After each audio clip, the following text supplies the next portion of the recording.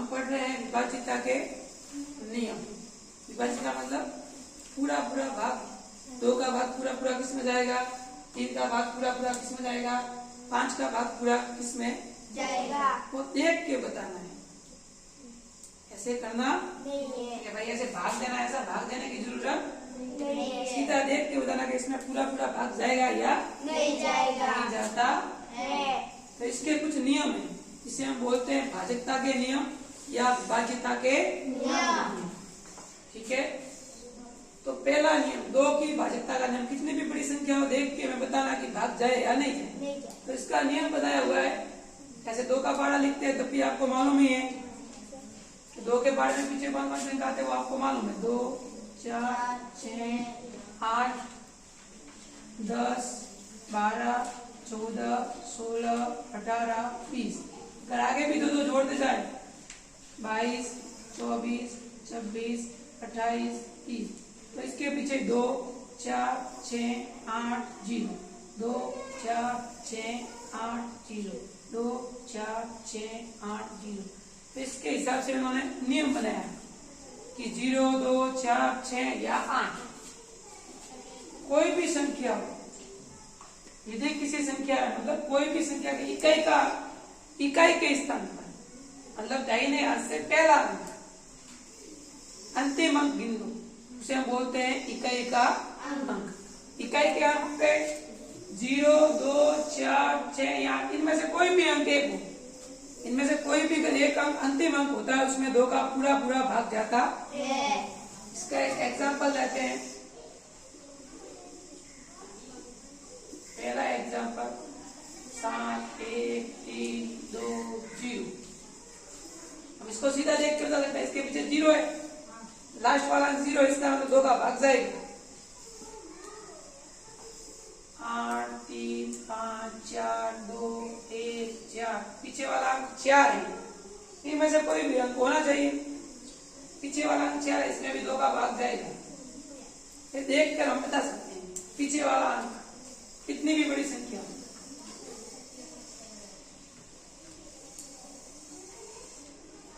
इसके भी पीछे वाला अंक 6 है, उनमें से ये उनमें से कोई भी अंक आता है, अगर इनमें से कोई भी अंक अंतिम अंक हो, लास्ट वाला अंक हो, तो 2 का पूरा पूरा भाग जाएगा। एक तो ये 2 की भाजकता का नियम, इस बात का ध्यान रखना।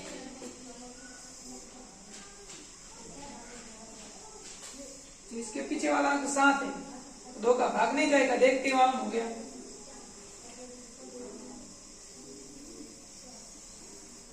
इसके पीछे वाला अंक 5 है, 2 का भाग नहीं जाएगा।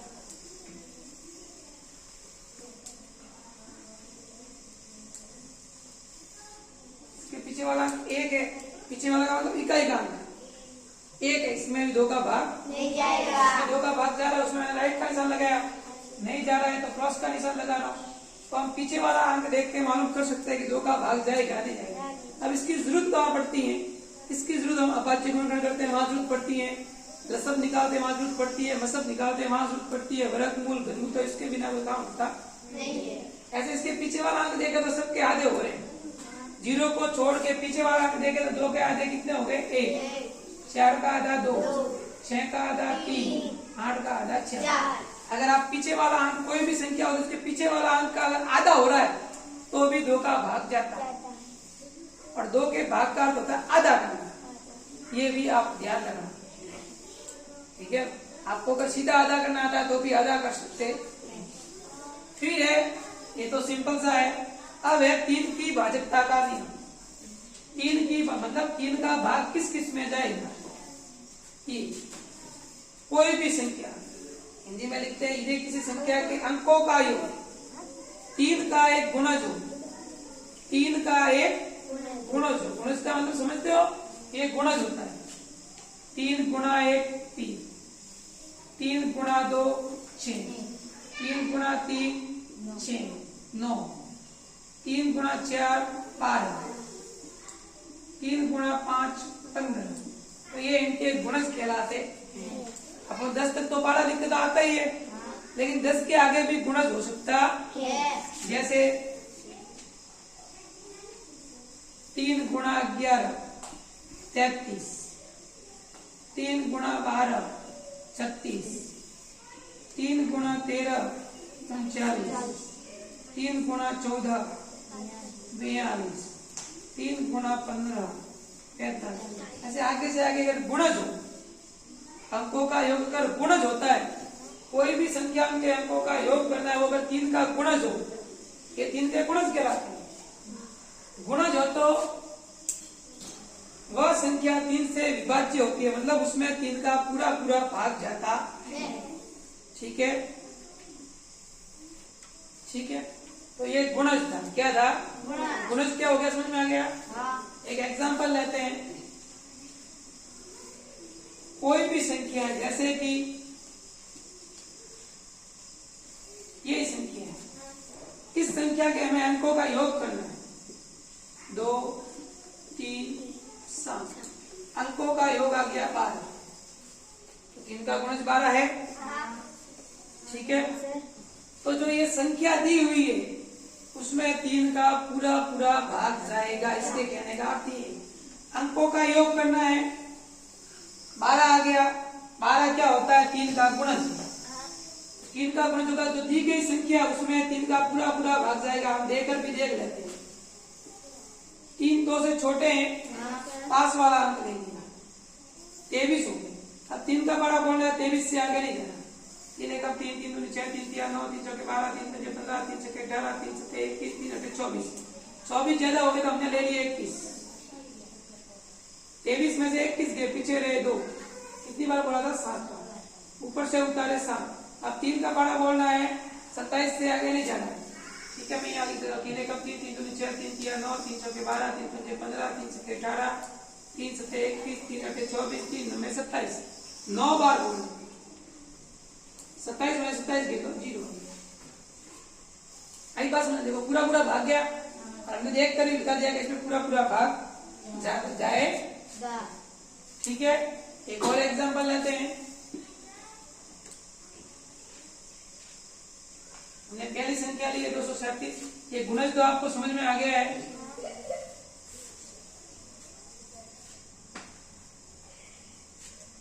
पहली संख्या हमने ले ली 237, जिसका आपने योग किया था 2 + 3 + 7, जो कि 12 आया था। एक और संख्या लेते हैं, बड़ी संख्या होगी तो भी चलेगा।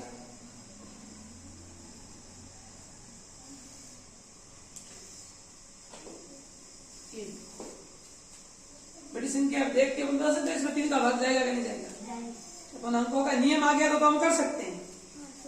तो इनके अंकों का योग किया, 1 0 5 0 2 1, 1 और 5 6, 6 और 2 8 और 1 9। इनका गुणज 9 होता ही है। 3 3 9 गुणज ही है। तो अंकों का योग 3 का गुणज है, तो इस संख्या में 3 का पूरा पूरा भाग जाएगा। हम देखकर देखते हैं कि पूरा पूरा जा रहा है, ये नियम सही है या गलत है। एक छोटा है, हमने 2 अंक ले लिए, 10 हो गए। 3 का बड़ा बोलना है, 10 से आगे नहीं जाना। 3 एक 3 3 2 4 3 3 3 9 3 चौके 12, 12 तो ज्यादा हो गया तो हमने ले लिया 3 3 9। 10 में 9 गए, 1 ऊपर से उतारा 5, 3 पंजे 15, 15 में से 15 गए 0, ऊपर से उतारा 0। 3 का भाग पाड़ा बोलना, ऊपर से अंक उतारते तो भाग देना जरूरी है। हम भाषा में उसे बोलते हैं भाग टूटना, लेकिन वास्तव में हम उसका कहते हैं भाग। 3 का पाड़ा 0 बार बोलना है, क्योंकि 3 को 0 से गुणा करते तो 0 आता है। ऊपर से उतारे 2, 3 का पाड़ा बोलना है, 2 से आगे नहीं जाना। 3 का पाड़ा एक बार बोलते हैं, 3 एकम 3, और 3 को 0 से 3 तो ज्यादा होगा तो हम क्या लेंगे? 0। 2 में से 0 गया तो ऊपर से उतारा 1, 3 7 21, 21 में से 21 गया तो 0। आई बात समझ में? पूरा पूरा भाग जा रहा है क्या? तो ये नियम है यदि की संख्या के अंकों का योग, जिसका ये अंक कहलाते हैं। ये तो मालूम है अंक। अंकों का योग क्या होना चाहिए? 3 का एक गुणज हो, मतलब 3 को गुणा करने पर जो संख्या प्राप्त होती है उसका क्या होना चाहिए? गुणज होना चाहिए। तो 3 का बड़ा बोलते हैं तो गुणज ही कहलाते हैं। अंकों का योग और 3 का गुणज होगा, दी गई संख्या में 3 का पूरा पूरा भाग जाता है। आप दे सकते हो, चेक कर सकते हो। तो इसमें तो 3 का पूरा पूरा भाग जा रहा है, जा रहा है। ये देखो इसमें और इसमें एक और एग्जांपल लेते हैं।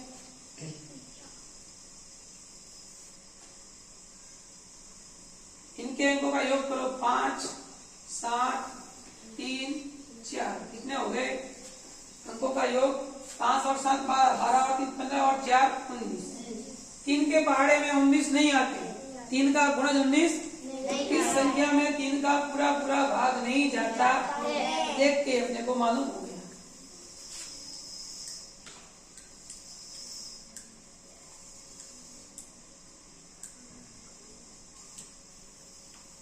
ये बड़ी संख्या है। इनके अंकों का योग 7, 1, 0, 1, 4, 5 और 7, 1, 0, 1, 4, 5, 2, 7 और 1 8, 8 और 1 9, 9 और 4 13, 13 5 18, 18 और 2 20। 3 के पहाड़े में 20 नहीं आते, तो इस संख्या में 3 का पूरा पूरा भाग नहीं जाएगा। आगे बात समझ में? अब है 5 की भाजकता का नियम।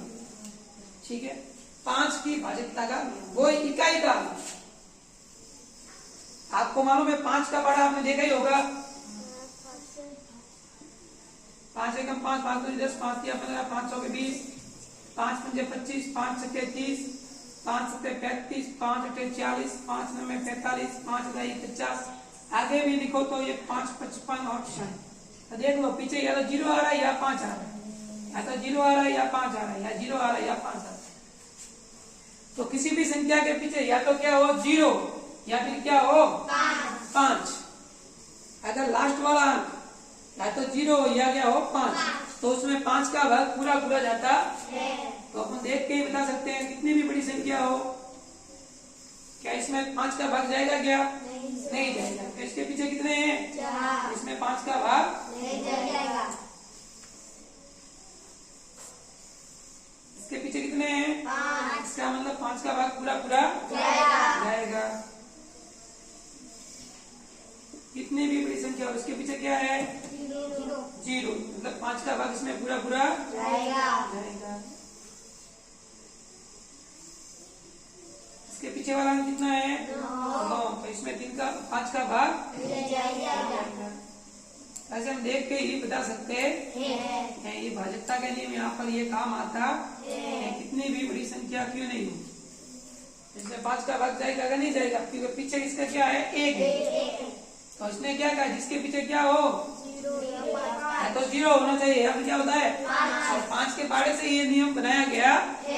5 का पहाड़ा ध्यान से देखा तब जाके ये एकदम कि 5 का पहाड़ा लिखते हुए या तो पीछे 5 आते हैं या पीछे वाला अक्षर कौन सा आता है? 0। तो इसने नियम बता दिया कि जिसके इकाई का अंक 0 या 5 होता है उसमें 5 का भाग पूरा पूरा जाता है। इसमें भी 5 का भाग पूरा पूरा।